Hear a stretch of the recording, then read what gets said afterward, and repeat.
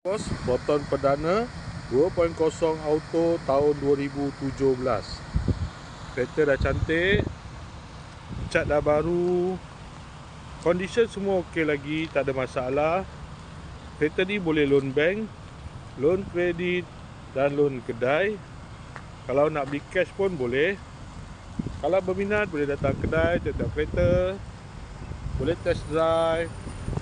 Kereta ni accident free, boleh jalan jauh, tak ada masalah. Jom kita tengok bahagian dalam.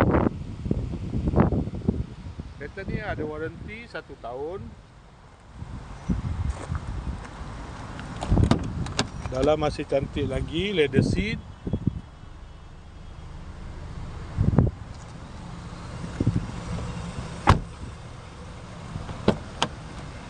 Aircon semua okey lagi. Aircon sejuk.